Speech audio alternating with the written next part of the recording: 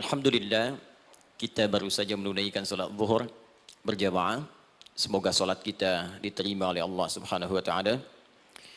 Ada dua hal yang paling penting tentang salat ini yang ditekankan dalam Al-Qur'an. Pertama, kenapa salat begitu penting ditunaikan?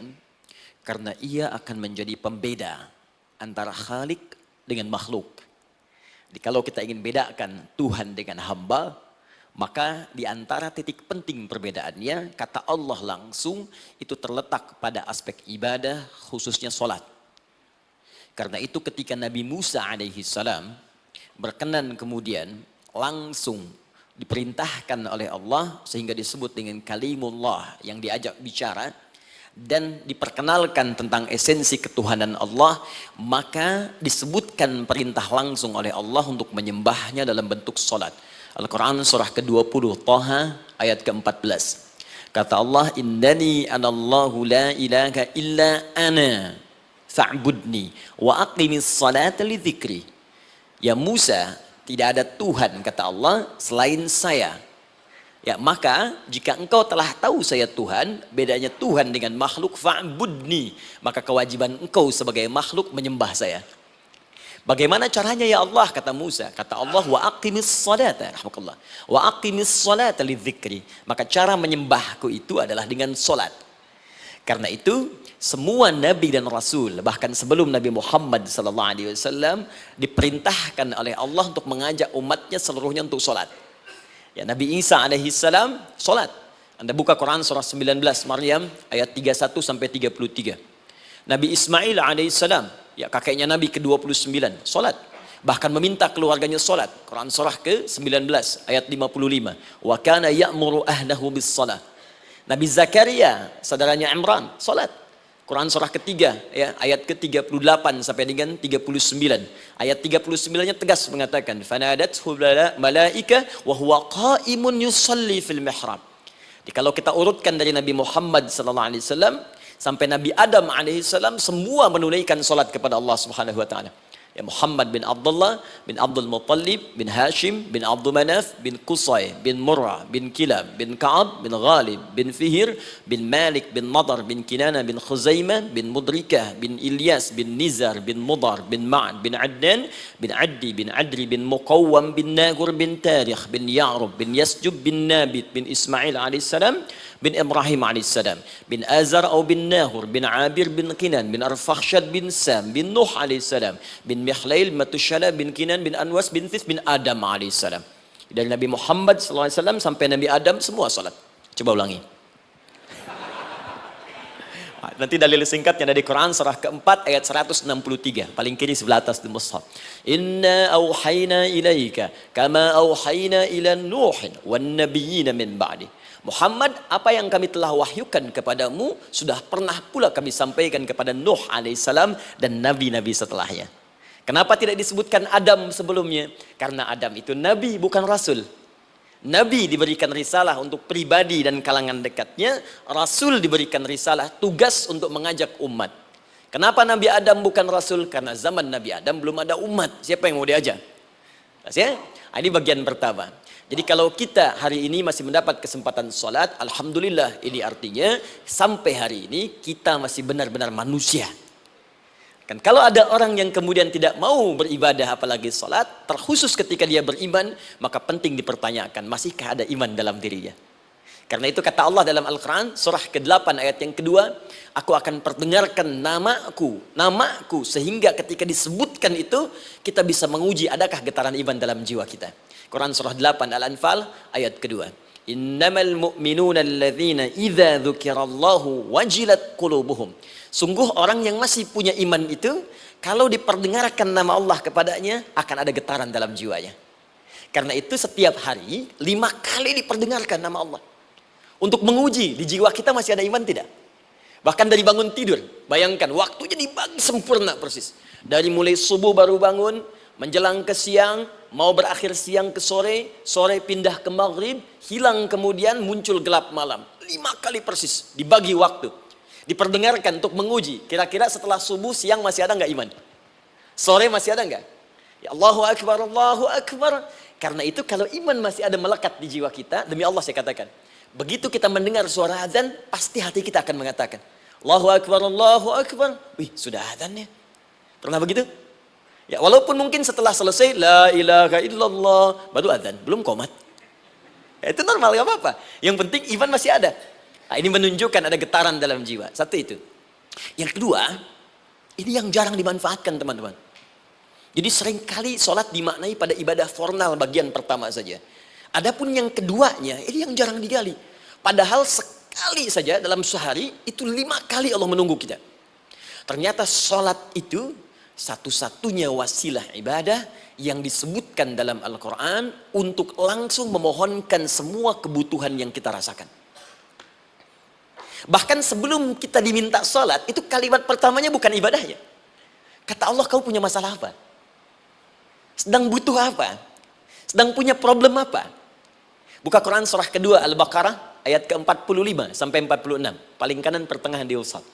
Wasta'inu bis-sabri was-salah. Perhatikan kalimatnya, indah sekali. Ya Allah menempatkan salatnya bagian kedua. Kata Allah, wasta'inu, hei hambaku. Jika kalian punya persoalan dalam kehidupan, maka, perhatikan kalimatnya baik-baik. Wasta'inu, mintakan solusinya kepadaku. Jadi kalau sedang punya masalah, bukan bikin status. Gak akan selesai. Sedang eksplorasi minyak, gak keluar-keluar, bikin status. Duh, susah sekali yang ngebornya. Gak akan selesai. Jalan macet, bikin status. Jakarta macet, ya gak akan selesai. Ya, apa yang harus dilakukan kata Allah? Jika Anda beriman kepadaku, yakin denganku, maka wasta'inu, punya persoalan minta kepada Allah. Caranya bagaimana? Satu, bis-sabri. Terima dulu masalah itu, jangan dikeluhkan. Kaidah lain muncul, karena mustahil saya akan titipkan persoalan kalau tidak Anda mampu mengatasinya. Kaidah Quran surah kedua ayat 286, kita hafal ayatnya. La yukallifullahu nafsan illa usaha. Perhatikan kaidahnya. Allah tidak mungkin menguji seorang hamba di luar batas kemampuannya. Jadi kalau kita sedang punya ujian di rumah kah, pekerjaan kah, kehidupan sosial kah, sebesar apapun ujian itu kata Allah, memang karena Anda yang sanggup. Kalau nggak sanggup nggak akan diuji. Di ujian itu berbanding lurus dengan kemampuan. Mustahil seorang hamba diuji di luar batas kemampuannya. Jadi kalau Anda sekarang pun sedang punya masalah sebesar apapun, kata Allah, memang cuma kamu yang sanggup, yang lain tidak. Maka jangan mengeluh. Jangan Anda katakan, ya Allah, why me? Kenapa saya? Kata Allah, why not? Memang kamu yang mampu. Yang lain tidak. Nah, ketika Anda bisa menerima itu dengan sabar, baru datang kalimat kedua. Wassalah. Kemudian datang tunaikan sholat dan mintakan solusi kepadaku lewat sholat. Ya, sedikit ya. Lihat sini. Saya berikan sedikit uraian Al-Quran. Saya boleh menulis ini? Boleh ya? Ibu, maaf, agak jauh. Ibu kelihatan ini? Oh, belum saya tulis. Bagaimana bisa kelihatan? Luar biasa. Cuma di Pertamina belum ditulis sudah kelihatan. Maaf, lihat sini. Wasta'inu. Baik, ya. Saya ingin sedikit sekali. Ini redaksi Quran itu indah sekali diksinya. Wasta'inu. Lihat sini. Kata Allah, jika Anda punya persoalan dalam hidup, maka mintakan solusi. Terima dulu masalahnya dengan sabar, karena kita dipercaya oleh Allah. Gini cara memahaminya. Allah aja percaya dengan kita. Masa kita nggak percaya diri? Allah yakin dengan kita mampu. Masa kita nggak yakin? Terima dengan sabar. Kemudian wassalah, mintakan solusinya lewat salat. Kata perintahnya dibuka dengan kalimat wasta'inu. Kalau kita ingin rubah kata perintah ini, fi'il amr, ingin dirubah ke dalam bentuk permohonan, minta, maka rubah kalimatnya menjadi nasta'in. Lihat, nasta'in. Baik, wasta'inu, kata Allah, kalian punya persoalan, ayo minta solusi padaku. Terus kita pengen minta, ya Allah kami ingin minta. Maka dalam bahasa Arab, kalau kita ingin merubah kalimat ini ke dalam bentuk permintaan, kita katakan nasta'in. Saya tanya pada Anda, pernah nggak dalam sholat kita mengucapkan kalimat nasta'in? Ada? Masih ingat? Baik, apa kalimatnya? Iyyaka na'budu wa iyyaka nasta'in. Perhatikan, iyyaka na'budu wa iyyaka nasta'in. Iyyaka na'budu, iyyaka, ya Allah, engkau perintahkan aku untuk ibadah. Maka sekarang aku ibadah, sholat. Hanya kepadamu saja. Kan kata Allah, kamu sholat. Terus kita katakan, iyyaka na'budu. Sekarang kami sholat ya Allah. Nama lain sholat itu ibadah. Kalau kita ibadah, na'budu. Dari mana tahunya nama lain sholat ibadah? Quran surah ke-20 ayat ke-14.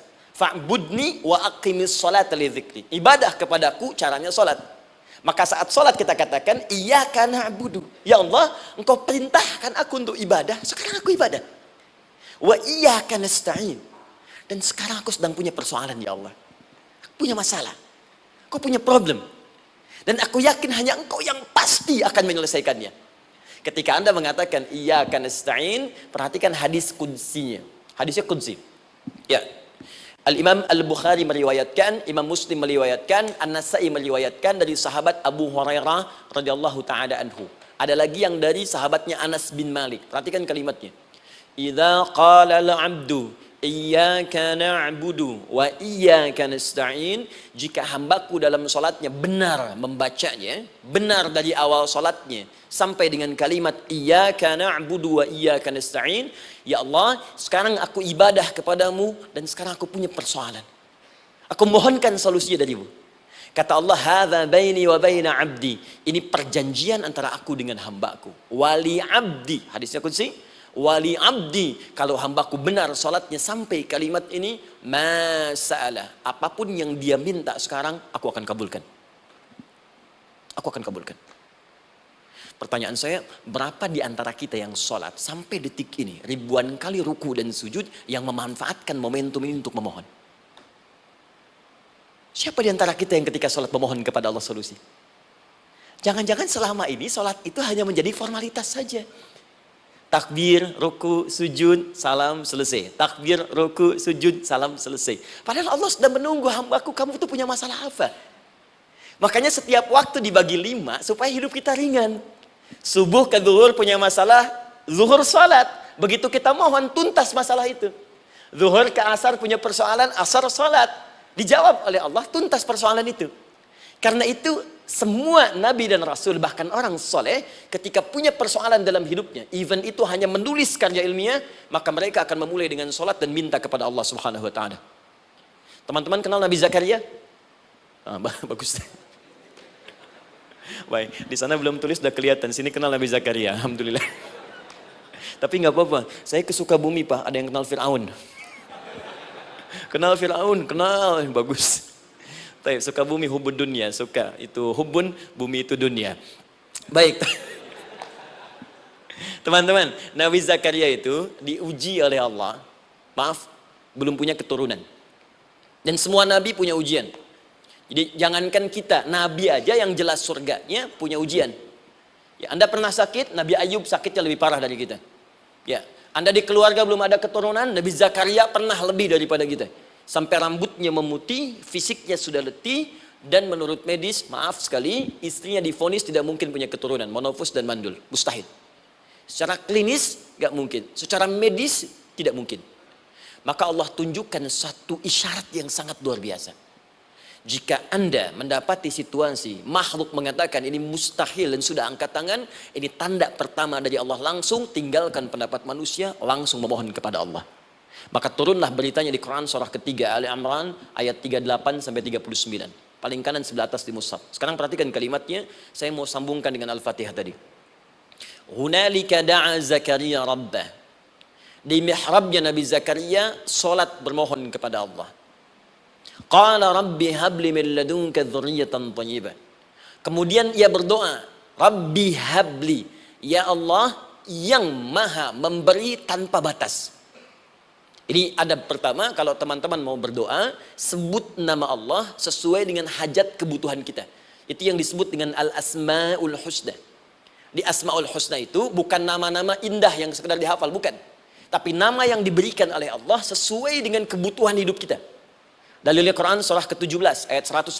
Ya, paling kanan sebelah atas di mushaf, ke pertengahan. Ya, kata Allah, Qulid Allah. Jika Anda punya persoalan, sebut nama Allah. Allah Awir Rahman atau Ar-Rahman. Ayyamma tad'u, tapi kalau Anda ingin spesifik meminta, falahul asmaul husna. Pilih nama Allah, ia punya nama-nama yang indah sesuai kebutuhan kita. Jadi kalau teman-teman misalnya minta kelancaran rezeki, sebut ya Allah ya Razzaq. Anak mau ujian, ya Allah ya Al-Alim. Di proyek misalnya ada hambatan, ada gangguan, ya Allah ya Al-Jabbar ya Al-Malik. Ingin mudah mengatasi ujian, ya Allah ya Sabar. Minta. Ya, jangan semuanya disebutkan, nanti jadi beban. Ya Allahumma ya Rahman ya Al-Malik ya Al-Quddus ya Sabar, gitu kan? Yang tadinya nggak punya masalah jadi punya masalah, gitu kan? Pilih salah satu. Nah, jika Anda ingin memohon pada satu hal yang mustahil menurut manusia, maka minta dengan menyebut nama Allah yang memberi tanpa batas mustahil di dalamnya. Nama Allah tersebut namanya Wahhab. Wahhab. Ya Allah, ya Wahhab. Al-Wahhab. Kalau kita rubah dalam bentuk permintaan, maka singkat kalimatnya dengan hab. Hab. Untuk sendiri habli, untuk banyakkan hablana. Rabbana hablana min azwajina wa dzurriyyatina qurrata a'yun. Nabi Zakaria minta karena sendiri yang mengalami situasi itu, maka beliau katakan, Rabbi habli, ya Allah habli min ladunka, ya Allah yang tak punya batas dalam pemberian. Mereka mengatakan aku tak akan punya keturunan. Mereka mengatakan mustahil aku punya anak.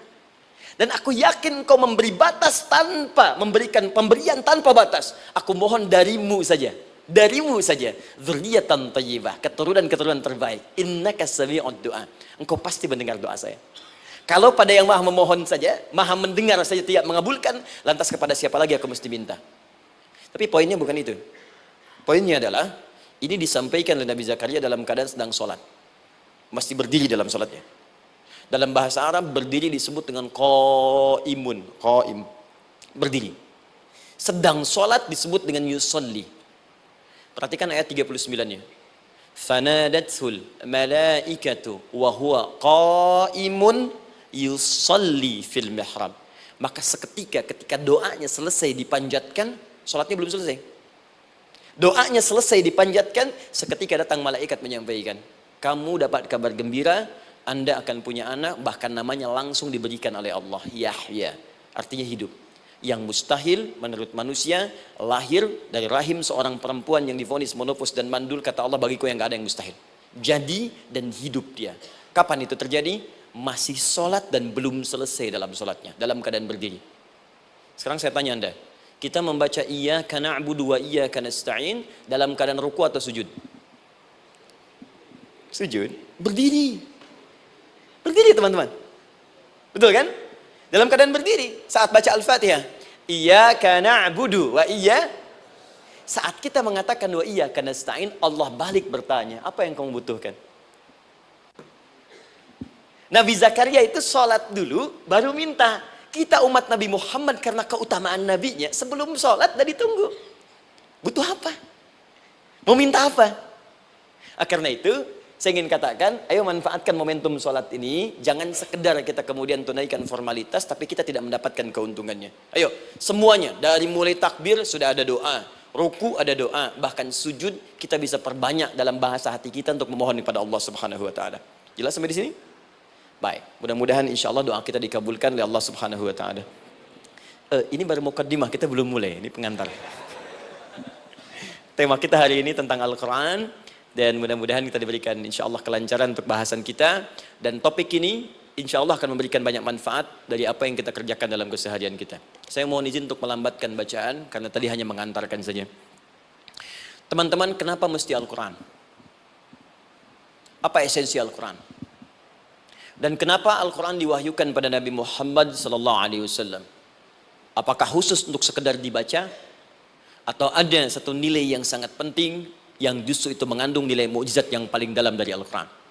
Yuk kita mulai dengan Al-Quran surah kedua Al-Baqarah ayat ke-38, paling kanan sebelah atas.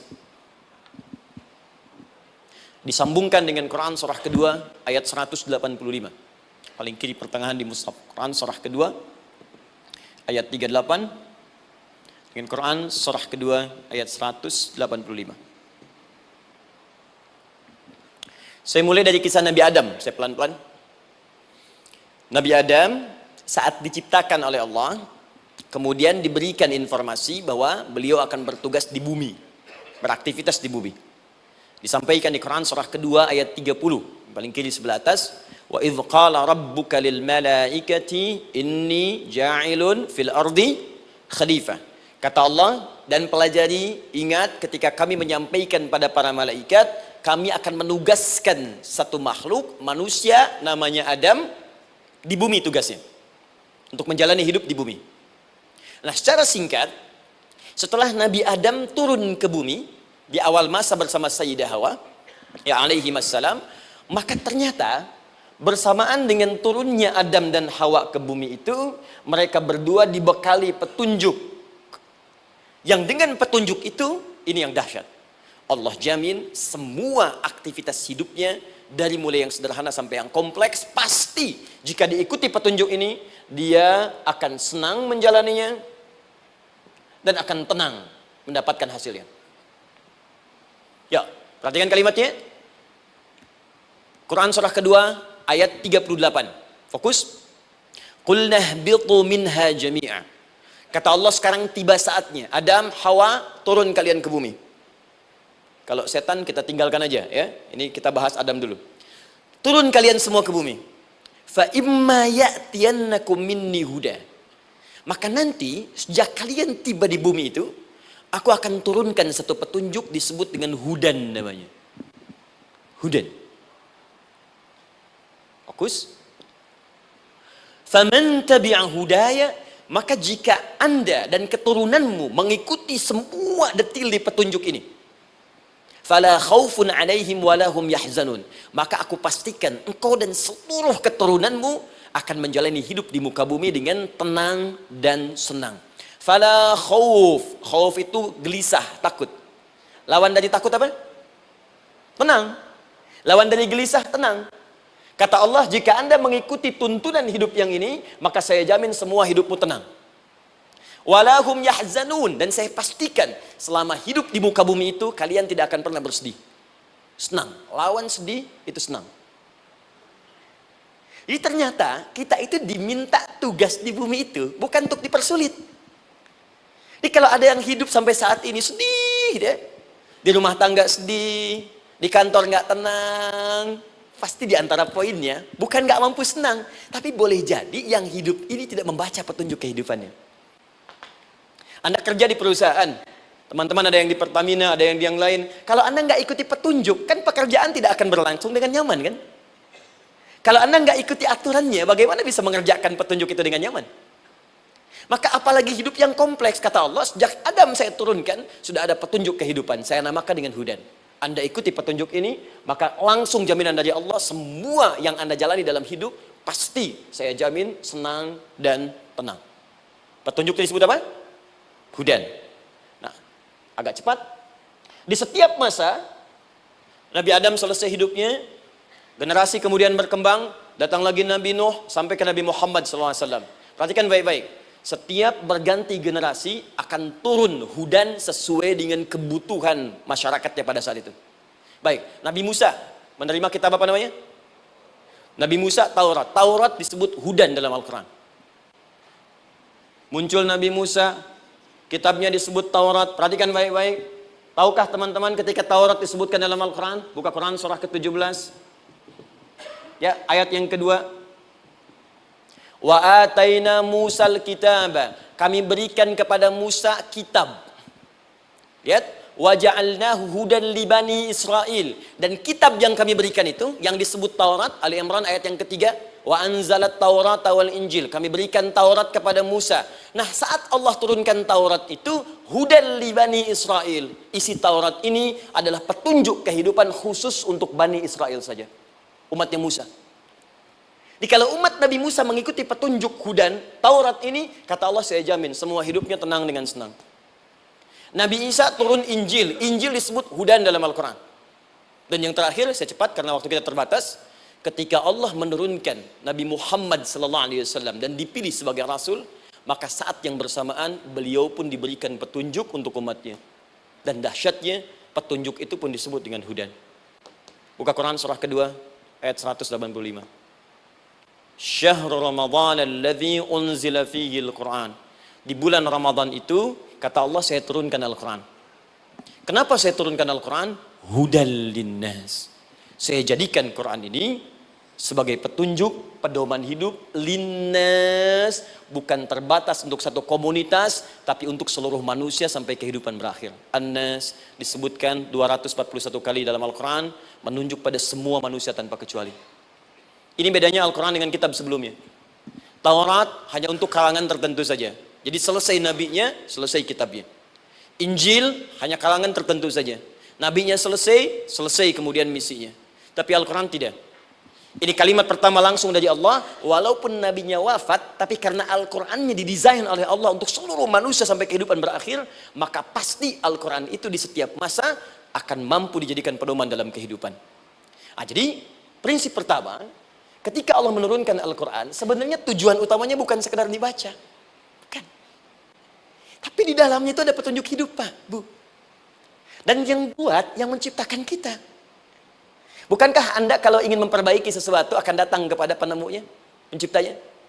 Anda punya handphone, ada masalah, kan datangnya ke counter handphone. Anda punya mobil, ada persoalan, bukankah datangnya ke dealer? Sekarang kita ingin tahu persoalan hidup kita. Ingin tahu gambaran hidup kita. Ingin tahu misi dan visi hidup kita. Kemana kita kemudian bertanya? Pada pencipta kita.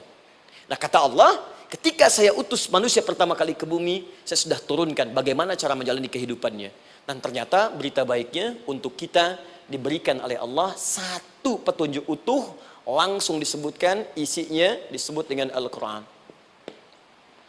Jadi dari Al-Fatihah sampai dengan An-Nas, dia bukan bacaan biasa. Semua di dalamnya ada petunjuk kehidupan kita dari mulai bahkan dalam kandungan sampai kita wafat kepada Allah Subhanahu wa taala. Kalau diikuti petunjuk ini, langsung turun jaminan dari Allah. Hidup kita pasti akan tenang dan nyaman. Saya bacakan cepat ya, tapi nggak usah ditulis. Nanti kalau teman-teman agak terlambat mengikutinya, Anda buka kembali rekamannya, Anda boleh runtutkan kembali. Saya baca cepat saja, dan ini insya Allah Anda hanya akan temukan dalam Al-Quran. Nanti saya berikan rahasia di akhir sebelum kita akhiri. Yuk, satu, Anda silahkan bandingkan dengan buku manapun, referensi manapun, Anda hanya akan temukan dalam Al-Quran. Dari sejak sebelum lahir, bagi perempuan yang tengah mengandung, langsung Allah berikan tuntunan bagaimana agar kandungan itu berjalan dengan sehat, nyaman, dan mudah ke persalinan. Quran surah ke-7 ayat 189. Perkembangannya bisa diamati dan dicek kemudian, ya baik ke dokter atau yang lain. Nanti perkembangannya disebutkan di Quran surah ke-22 ayat ke-5. Dirinci lagi di Quran surah ke-23 ayat 11 dari 9 sampai dengan 13. Kemudian mulai terlahir, dari lahiran diberi petunjuk oleh Allah. Nih, berikan ASI, maksimal 2 tahun. Kalau ingin berhenti sebelum 2 tahun, boleh, begini caranya. Quran surah kedua ayat 233. Dari sampai usia 2 tahun, menjelang balik, kata Allah berikan 4 pendidikan dini. Ini turunannya, disebutkan 1, 2, 3, 4. Jika Anda ajarkan ini, maka anak ini akan tumbuh. 1, dekat dengan Allah. 2, dijamin taat pada orang tuanya. 3, dia akan baik dengan lingkungannya. Dan 4, dia akan bertahan dalam kebaikan sampai dia dewasa. Quran surah ke-31 ayat 13 sampai dengan 19. Usia 7 tahun, ya mulai dia balik misalnya, dia akan mulai belajar. Bagaimana cara belajar yang baik supaya cepat paham, gampang mengerti. Turun Quran surah ke-9 ayat 122. Amalannya di Quran surah 96 ayat yang pertama. Kemudian rinciannya diturunkan di Quran surah kedua ayat 282 di ujung ayatnya. Lalu bagaimana mencari sekolah yang bagus, majlis yang baik, guru-guru yang baik, diturunkan Quran surah ke-58 ayat ke-11. Dicontohkan tentang Maryam dan Nabi Isa alaihissalam di Quran surah ketiga ayat 35 sampai dengan 37. Naik lagi, dia mulai dewasa, ya mulai bergaul, bahkan kadang-kadang merantau, punya tempat komunitas berbeda. Bagaimana supaya dia bergaul tidak terpengaruhi lingkungan yang tidak baik. Maaf ya, kadang-kadang ibu yang sudah mengandung, melahirkan, ayah mencari nafkah, tiba-tiba anak pergi bahkan ke kampus, ke sekolah, dapat teman yang gak bagus, pulang-pulang mengecewakan Anda. Bagaimana menemukan tempat-tempat yang baik untuk bisa menjaga perilaku anak ini? Ditemukan nanti di Quran surah ke-49 ayat ke-13-nya. Dirinci perkembangannya di Quran surah ke-12 Yusuf ayat 2 sampai dengan ayat 29-nya. Sampai ketika dia akan mulai kemudian menikah. Kata Allah, pilih pasangan yang baik dengan ta'aruf, berikan mahar yang sempurna. Quran surah ke-4 ayat ke-4. Kemudian dia mulai menikah. Kata Allah, sebelum menikah, pelajari dulu fikih nikah. Banyak orang yang menikah, tapi karena tidak belajar tentang persoalan rumah tangga, apa yang akan terjadi di rumah tangganya. Detil Pak, Bu. Kata Allah ini, kalau kamu berbuat begini akan ada miskomunikasi. Kalau ada miskomunikasi persoalannya akan begini, solusinya begini. Maka diturunkan dasarnya di Quran surah ke-30 ayat 21, detilnya di Quran surah ke-4 ayat 34 sampai dengan 35. Paling kiri sebelah atas sampai dengan ke tengahnya. Anda berlanjut, diterangkan oleh Allah, hei, tugas suami saat mulai pertama kali menikah, maka tugas yang pertama siapkan untuk mencari nafkah. Bagaimana caranya ya Allah? Diturunkan oleh Allah. Satu, jangan takut kehilangan rezeki. Jangan pernah mencuri, jangan pernah ngambil punya orang, karena punya kamu akan saya berikan sempurna. Kamu ngambil punya orang, maka kamu akan menyulitkan diri sendiri. Itu akan dikembalikan pada yang berhak. Ya, turun Quran surah ke-51 ayat 22. Dirinci, begini cara nyarinya. Quran surah kedua ayat 168. Kalau Anda ingin cepat baru bergerak, rizkinya sudah dapat. Quran surah kedua ayat 172. Ada yang dahsyat, dia belum keluar, rizkinya yang mendatangi dia. Jadi nanti di Al-Quran ada 8 jenis rizki. Di antara yang paling hebat, ada yang belum Anda datang, rizkinya sudah menjemput. Ada orang mendatangi rizki, ada rizki mendatangi dia. Contoh, Al-Imam Asy-Syafi'i sedang berdiskusi dengan Imam Malik gurunya. Kata Imam Asy-Syafi'i, Syekh, rizki itu mesti saya cari dulu, baru kita dapat. Kata gurunya, ya Syafi'i, ada rizki yang cukup kita beramal dekat kepada Allah, dia akan datang tanpa kita cari dengan ikhtiar manusia. Kata Syafi'i, mustahil. Kata Quran kan kita kerja dulu baru datang. Kata Imam Malik gurunya, kamu yang belum sampai, kita amalkan ini, rizki datang.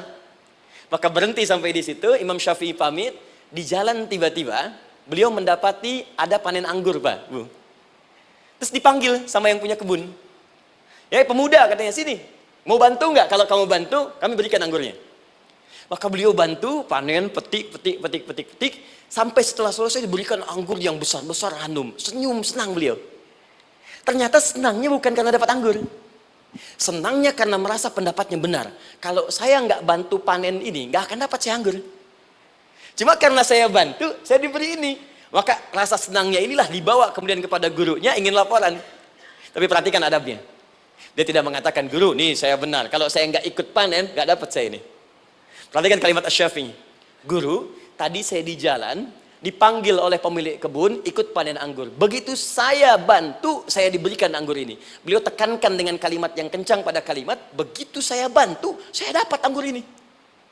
Imam Malik tersenyum mengatakan, Masya Allah Syafi'i, luar biasa. Ini siang begitu panasnya, tadi saya mau keluar ngajar, terfikir di benak saya, Allah, kalau ada anggur yang besar-besar, enak rasanya. Tiba-tiba kamu datang bawa anggur. Jadi Imam Syafi'i kerja dapat sesuatu, Imam Malik terfikir sesuatu, datang rezeki.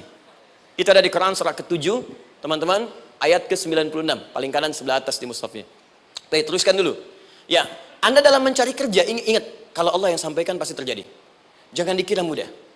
Kata Allah akan ada persaingan, akan ada kadang-kadang singgungan, akan ada tantangan, maka mulai petakan tantangan apa yang akan Anda lalui saat Anda mulai mencari nafkah itu. Maka turun Quran surah kedua ayat 214, paling kanan sebelah bawah. Am hasibtum an tadkhulul jannata. Hei, apa kamu mudah begitu saja mengira akan sukses dalam pekerjaanmu? Bahkan bisa diartikan surga, ingin masuk surga. Walamma ya'tikum mathalul ladzina khalau min qablikum. Sebelum engkau diuji seperti orang sukses dulu pernah sukses. Lihat mereka. Enggak ada orang sukses yang instan.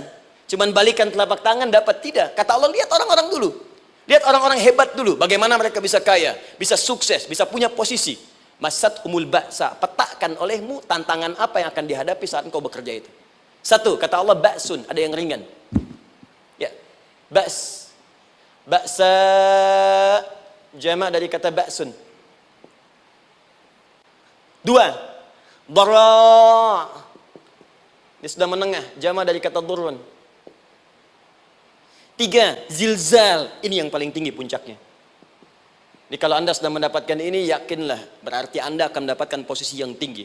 Karena mustahil orang besar diuji dengan ujian yang kecil. Zilzal, ini bagian ketiga. Ba'sa, ba'sun, mulai. Kira-kira tantangan-tantangan ringan apa saja yang akan Anda hadapi?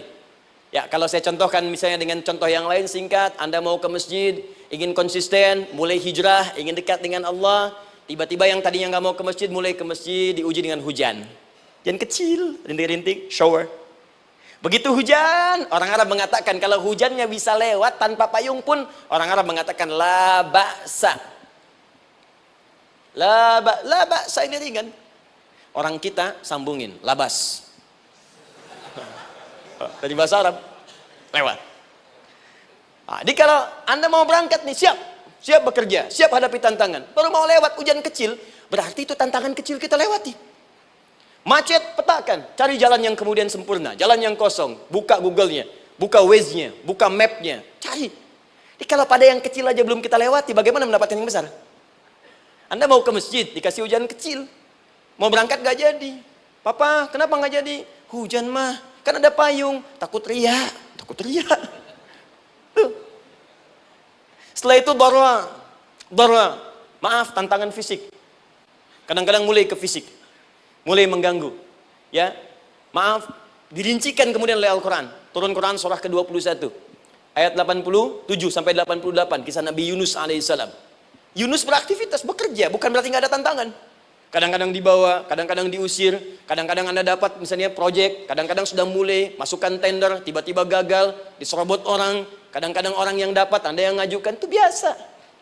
Kata Allah itu biasa, bukan cuma Anda, yang lain pun ada. Bukankah Allah ajarkan kisah Sayyidah Hajar alaihissalam dengan Ismail? Bukankah bolak-balik naik Safa Marwah, kadang di atas, kadang di bawah, kadang lihat peluang sampai Marwah ternyata bukan air. Terkadang Anda yang bekerja, tim yang lain yang mendapatkan karena kerja keras Anda, bisa jadi terjadi. Bukankah yang kerja keras Hajar yang dapat Ismail? Mungkin Anda yang konsep, yang dapat minyaknya orang lain. Mungkin Anda yang kerjakan, yang suksesnya teman Anda, gak ada masalah. Dan itu kemudian akan bermanfaat bagi Anda. Tidak mungkin setiap keringat yang keluar dari diri kita mustahil, kecuali akan melahirkan manfaat yang kembali pada diri kita. Tantangan. Tapi yang paling dahsyat, ini yang gak ditemukan di sebagian referensi yang kita baca. Ketika Allah menjelaskan semua tahapan-tahapan tantangan ini sampai ke puncaknya zilzal. Zilzal itu kalau bahasa sekarang gempa. Ada ujian yang menggoncang hati kita. Ketika Anda kerjakan, ya Allah, tantangannya dahsyat. Kenapa mesti saya, ya Allah? Kau nggak selesai-selesai, ya Allah. Itu wajar, teman-teman, itu biasa. Kata Allah, orang dulu saja mengatakan, mata nasrullah, kapan ini selesai? Berbahagialah kalau teman-teman sudah mendapatkan tantangan puncak yang paling tinggi ini. Ini artinya Allah sedang mempersiapkan Anda menjadi orang besar di kemudian hari. Dan cara mengatasinya diturunkan Quran surah ketiga ayat 142, paling kiri sebelah atas. Perhatikan dahsyatnya. Yang pertama diterangkan tantangannya, yang kedua dijelaskan cara mengatasinya. Saya mau berhenti sampai di titik ini, nanti saya terangkan cara berinteraksi dengan Al-Quran. Ya, perhatikan baik-baik. Kata Allah, jika kelak engkau sudah bisa memetakan tantangan ini, maka siapkan solusi untuk mengatasinya. Ayatnya dibuka dengan kalimat yang sama persis. Saya pernah sampaikan teori ini di dua perusahaan besar di Indonesia. Yang pertama ada salah satu perusahaan, karena ini direkam saya nggak sebutkan perusahaannya, perusahaan otomotif besar sedang turun gratis, kemudian juga ada inflasi yang tinggi. Terus saya terangkan teori Quran. Dia praktekkan berhasil, Pak. Padahal saat itu saya presentasi di depan non-muslim. Non-muslim. Sales-sales se-Indonesia dikumpulkan, saya bedah tentang ini dan mereka berhasil. Sampai sekarang naik lagi. Yang kedua sama, ini direkturnya juga non-muslim, tapi nggak apa-apa kita diskusi. Dan mau mendengar teori ini dan praktekkan naik.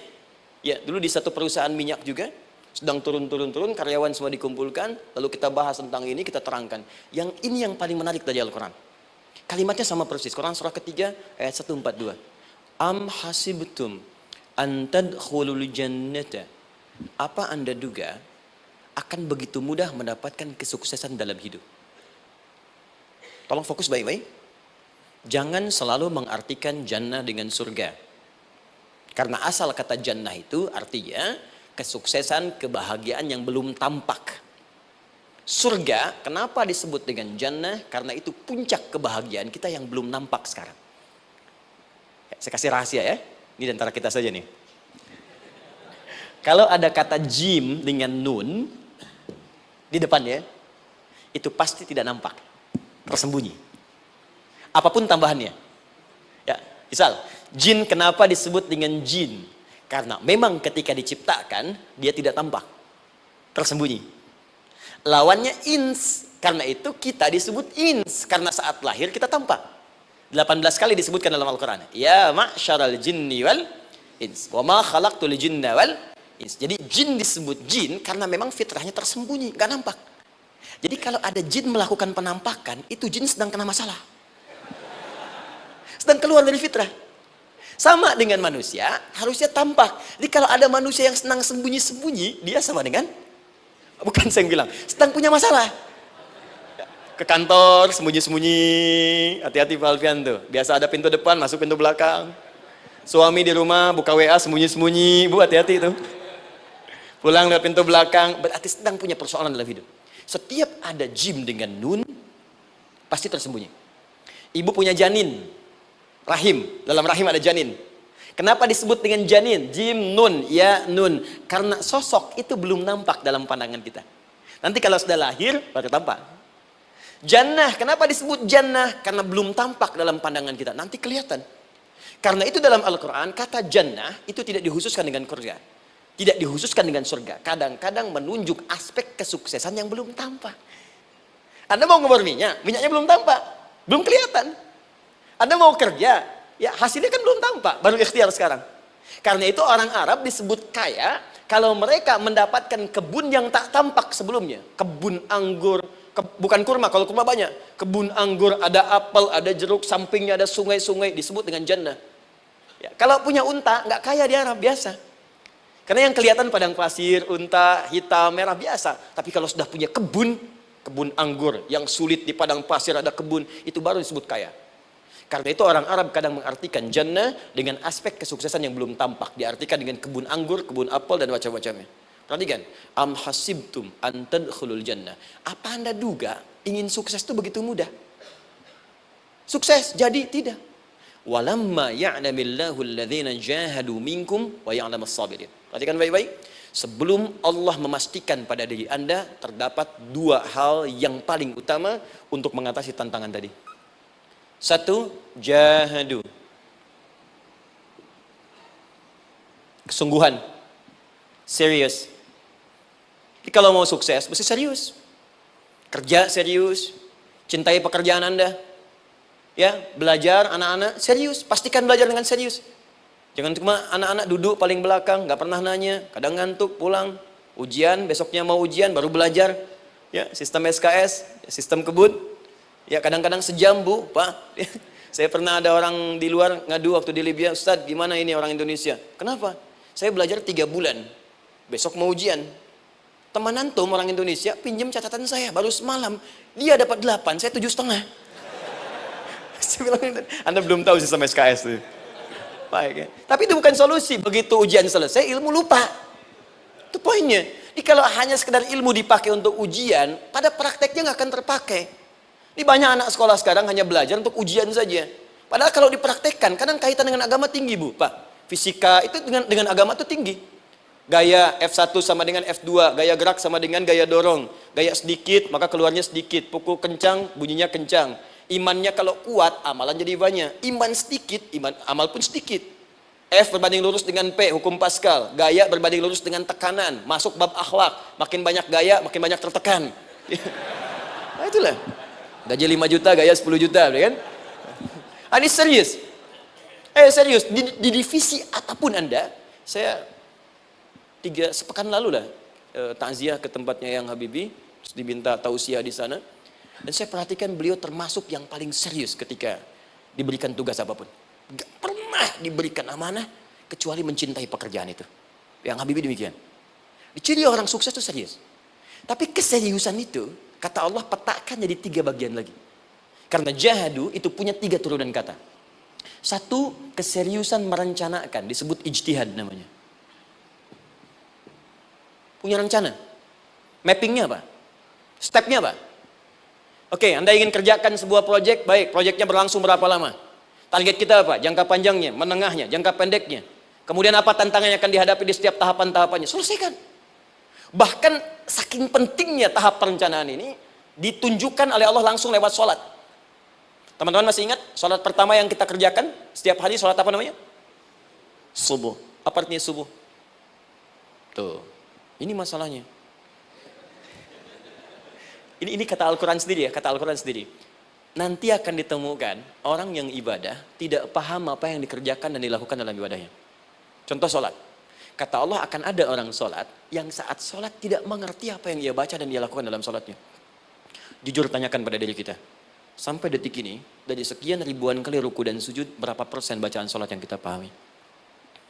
Jangan-jangan kita ruku tapi nggak ngerti yang dibaca. Sujud tak paham yang diungkapkan. Bagaimana bisa khusyuk? Mustahil.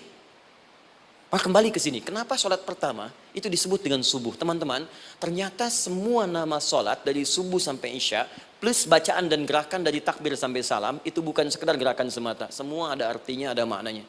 Dan diajarkan oleh Nabi langsung. Subuh disebut dengan subuh. Ada dua kata. Satu, fajar. Quran surah ke-17 ayat 78. Inna Qur'an al-fajri kana mashhuda. Kedua, subuh di surat At-Takbir. Wasubhi idha tanaffas. Kenapa disebut fajar? Fajar itu pancaran positif, pancaran kebaikan. Jadi kalau yang baik disebut fajar. Kalau yang jelek disebut fujur. Fujur ada di Quran surah 91 ayat 7 sampai 8. Wa nafsi wa ma sawwaha fa'alhamaha fujuraha wa taqwaha. Fujur itu rambatan, gelombang buruk yang muncul dari nafsu. Ya, ditembuskan ke elemen tubuh kita. Misal gini. Tiba-tiba pengen marah. Ya, di tubuh kita mengatakan melotot, maka ini ada pancaran di hati kita nyambung kemudian ke mata. Ini rambatan dari sini ke mata disebut fujur namanya. Mau ke tangan pukul, masuk ke tangan. Itu rambatannya disebut fujur namanya. Ya. Yang baiknya disebut fajar. Ya, misal saya ingin sholat, tiba-tiba hati mengatakan sudah azan, merambat ke kaki, cepat melangkah. Cepat wudhu. Nah, itu rambatannya disebut fajar namanya. Atau infajar. Ini pasti ada, ya. Fujur nama lainnya nafsu. Disebutkan 115 kali dalam Al-Quran. Takwa, rambatan fajar, sumbernya takwa. Disebutkan 115 kali dalam Al-Quran. Di jiwa kita ada takwa, ada nafsu. Takwa yang dorong malaikat, disebutkan 88 kali dalam Al-Quran. Nafsu yang dorong setan, disebutkan sama 88 kali. Di setiap Anda akan mengerjakan satu hal, pasti akan yang mendorong pada yang baik, akan mencegah dari yang baik itu nafsu. Pasti itu. Pak Alfian mau tanda tangan proyek. Tiba-tiba disodorkan, Pak, ini Pak. Kok begini proyeknya? Perbaiki, karena ada yang nggak beres. Tapi fee-nya lumayan Pak, 1 miliar. Nggak bisa, jiwa takwa mengatakan jangan terima Pak. Bapak mengatakan maaf, ini jari tahiyat, gak akan pernah dipakai maksiat, perbaiki, datang lagi. Ini Pak, kok sama? Fee-nya diperbaiki Pak, 100 miliar. Nafsunya mulai berkata, terima. Takwanya bilang, jangan. Akhirnya beliau katakan, tangan tahiyat gak akan pernah dipakai maksiat. Tapi tunggu, saya istiqoroh dulu.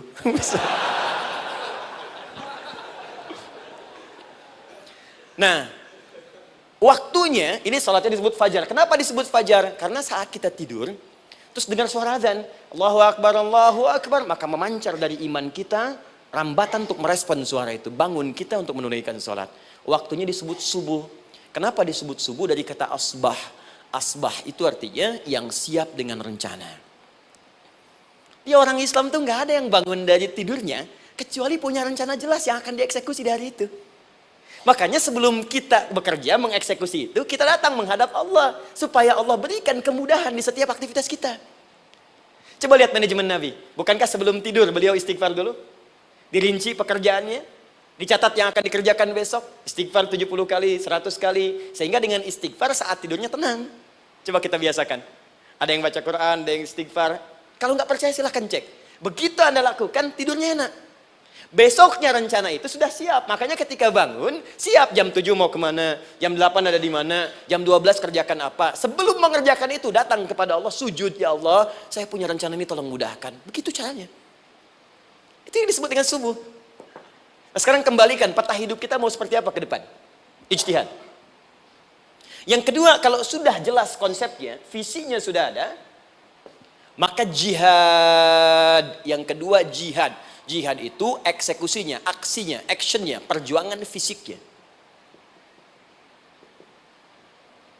Rencananya apa?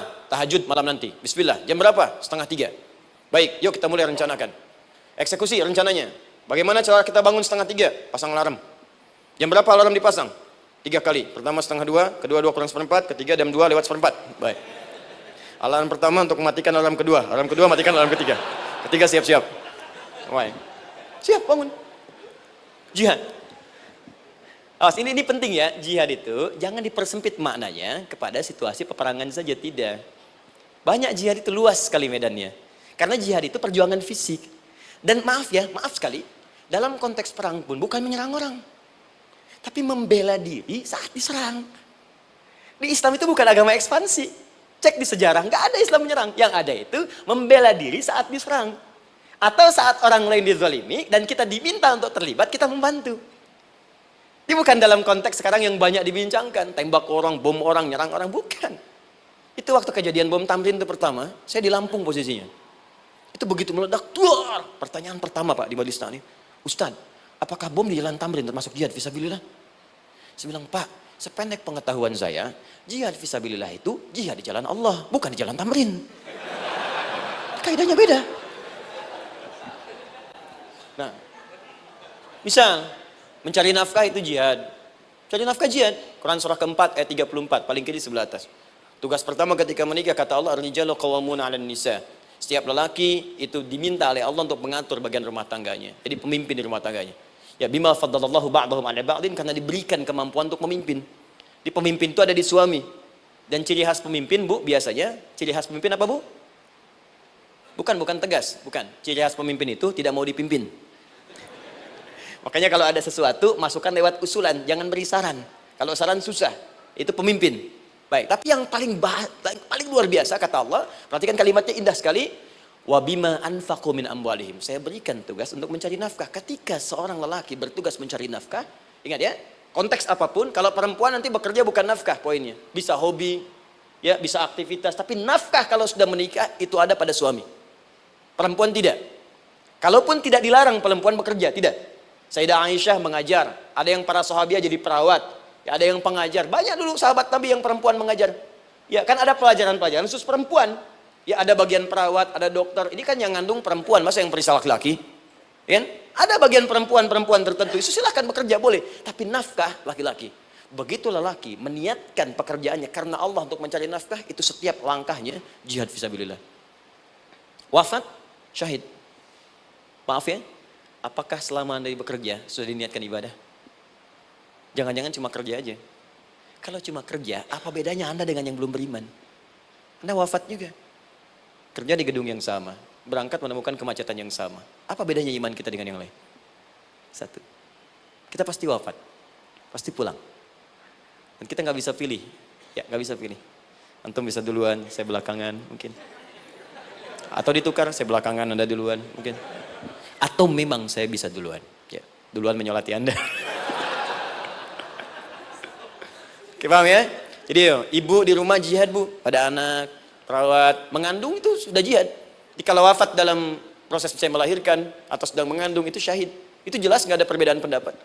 Anak-anak yang sekolah niatkan ibadah, Bu, Pak. Mohon maaf ya, mesti ada bedanya. Iman kita di rumah mesti itu terpancar kepada anak-anak. Ajarkan mereka sekolah yang baik. Pilih sekolah yang mengajarkan sholat, mengajarkan baca Quran. Sekarang banyak kok.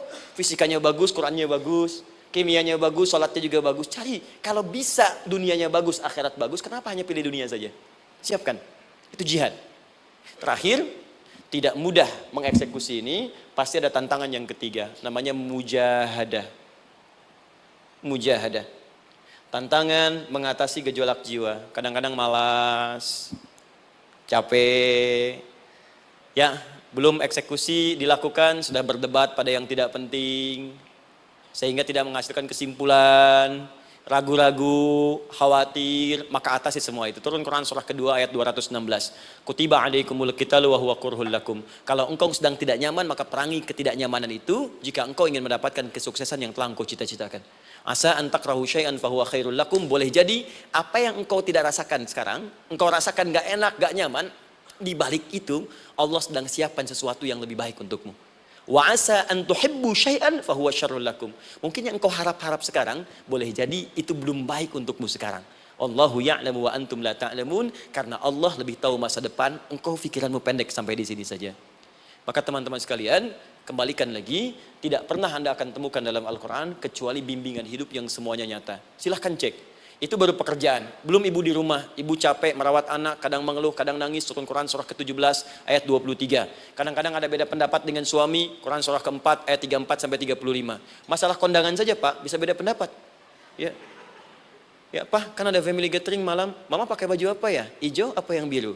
Masya Allah, kata Anda biru bagus, Mah. Kata Mama kayaknya hijau deh, Pak. Tuh. Nanya tapi udah punya jawaban.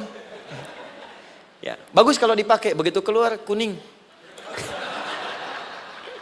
Naik lagi, Anda udah 40 tahun, anak masih ada, turun Quran surah ke-46 ayat 15. Kemudian naik lagi sampai Anda sepuh, sampai kembali ke keadaan tidak normal seperti anak-anak lagi, Quran surah ke-22 ayat ke-5. Sampai ada amalan, kalau Anda jangan kira Anda akan hidup selamanya, Anda pasti wafat. Quran surah ke-3 ayat 185. Bahkan diajarkan kalau wafatnya ingin enak, begini caranya. Pelajari Pak, jangan cuma dunia, kita akan meninggal. Ini ada di Quran, kalau pengen meninggalnya enak, begini caranya. Ya kalau nggak percaya silahkan amalkan, nanti kita akan lihat di akhir. Ya, betul akan kelihatan. Quran surah ke-89 ayat 27 sampai 30. Kalau kalian nggak pelajari ini, silahkan kata Allah, saya berikan yang ini yang kedua sambil dipukulin malaikat. Quran surah ke-8 ayat ke-50. Sampai di alam kubur dijelaskan, kalau nanti Anda wafat, Anda pindah ke alam kubur, kalau ingin di kuburnya terang, nyaman, banyak rezekinya, lakukan amalan Quran surah ke-3 ayat 169 sampai 172. Tapi kalau Anda abai, Anda akan seperti Firaun dulu. Setiap pagi sampai petang ditampakkan neraka. Quran surah ke-40 teman-teman sekalian disampaikan oleh Allah langsung ya dari ayat 45 sampai 46 ya. Sampai terjadi kiamat disampaikan Quran surah ke-75. Sampai dihisab, ada yang masuk surga tanpa hisab, Quran surah kedua ayat 25. Ada yang masuk neraka tanpa hisab. Ada. Kan yang kita tahu surga aja, masuk neraka tanpa hisab ada. Quran surah 18 ayat 99 sampai dengan 100. Sampai disebutkan surga yang paling indah nomor 1 bersama Nabi dan orang-orang soleh. Jadi kalau Anda masuk sini, tetangga Anda semua Nabi. Ya, depannya Nabi Ibrahim, belakangnya Nabi Musa misalnya, samping kirinya Nabi Yusuf, ya, samping kanannya Nabi Muhammad SAW. Itu cuma 3 golongan, orang soleh, para syuhada, orang-orang jujur dalam kehidupan dunianya. Jadi kalau Anda jadi pekerja yang jujur, taat kepada Allah, Anda berpotensi masuk surga bersama semua Nabi dan Rasul yang pernah diutus. Ya. Baik, itu ada di Quran surah keempat ayat ke-69. Ada yang kedua di taman surga, Quran surah ke-51 ayat 15 sampai dengan 18. Ada yang surga seluas langit dan bumi, Quran surah ketiga ayat 133 sampai 134. Ada yang neraka yang biasa, ya, sebiasa-biasa nerakanya kebakar juga. Quran surah 4 ayat 56. Tingkat paling tinggi neraka jahanam untuk 2 golongan, munafik, ingat, munafik dan kafir. Jadi kalau Anda pun muslim, jauhi perbuatan munafik. Karena munafik akan mengantarkan langsung ke dalam neraka jahanam. Quran surah keempat ayat 140. Mana yang tidak ada? Mana yang nggak ada di Quran? Semua ada. Bisnis ada, ya, birokrasi ada, diplomasi ada, mengajar ada, ilmu ada. Karena itu saya mau tutup, jika kita ingin benar mengeluarkan petunjuk ini, seperti orang dulu pernah melakukannya, maka kata Allah melalui lisan Rasulullah turun Quran surah ke-29 ayat ke-45. Satu ini aja kita kerjakan, insya Allah ini akan beda kita rasakan. Utslu ma uhya ilaika minal kitab. Jika kalian kemudian hidup di muka bumi, maka keluarkanlah bimbingan dari Al-Quran sesuai dengan kebutuhan kita secara tematik. Utslu itu dari kata tilawah. Tilawah itu baca, pahami, amalkan. Karena itu setiap kita baca Al-Quran, di sampingnya pasti ada yang menerjemahkan supaya kita paham. Betul kan? Ketika ada yang baca Al-Quran, di sampingnya ada siapa? Ya, sari tilawah kan? Baik, sari tilawah itu bahasa Indonesia. Ya, sari, sebetulnya tilawah saja. Tapi mungkin saat yang menerjemahkan dulu pertama di Indonesia, namanya Bu Sari. Karena itu disebut sari tilawah. Ya, kalau Adi mungkin ada tilawah gitu kan? Nah, jadi teman-teman caranya begini. Anda keluarkan sesuai kebutuhan. Enggak semua ayat Quran mesti kita kaji. Kalau mau dari awal dari akhir, bagus. Kalau baca silahkan. Hatamkan, Nabi juga hatamkan. Tapi kalau Anda ingin ambil sesuai passion kita. Anda pebisnis, kenapa nggak mengeluarkan ayat bisnis di Quran? Teman-teman yang diperminyakan, keluarkan ayat-ayatnya ada. Quran surah At-Tur, surah 52 itu, keluarkan. Ya, wal bahrul masjur. Dan jika Anda akan melakukan eksplorasi di laut, carilah laut yang punya, nih kualifikasi begini. Yang di bawahnya ada endapan tanah yang melahirkan api, kata Allah tuh. Itu potensial ada minyaknya. Kalau yang kerja di batu bara, turun Quran surah Fatir, surah 35, ayat 27 sampai 29. Ini jenisnya. Ada yang kelihatan dari jauh, ada yang harus digali, ada yang kelihatan dari jauhnya kelihatan hijau, ada kelihatan menghitam. Disebutkan langsung. Ada. Kenapa nggak Anda turunkan dalam bentuk-bentuk tematik yang itu bagian kita? Ada yang pokok, ada yang spesifik. Yang pokok tentang sholat, karena semua orang sholat. Tentang ayah. Anda jadi ayah berapa tahun? Kenapa nggak dikeluarkan di Quran ayat-ayat tentang ayah? Kenapa nggak dikeluarkan di Quran ayat-ayat tentang ibu? Jangan jauh-jauh dulu bicaranya. Tentang belajar. Nah, nanti eksekusinya, kalau mau cepat, buka kitabnya Al-Imam Al-Bukhari. Ada kitab hadis, saya akhiri, yang dikarang oleh Al-Imam Al-Bukhari dan sangat populer. Apa nama kitabnya? Kalau hafal saya kasih hadiah. Apa kitab Imam Al-Bukhari yang populer? Ya.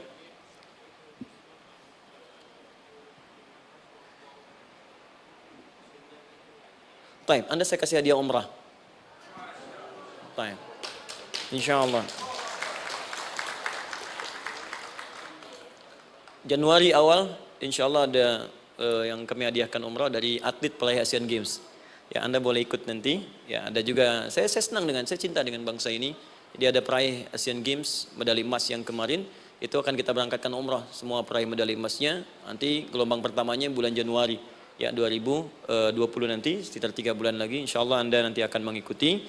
Ada juga nanti dari kalangan Polri, ada TNI juga yang akan ikut dan saya sertakan. Baik.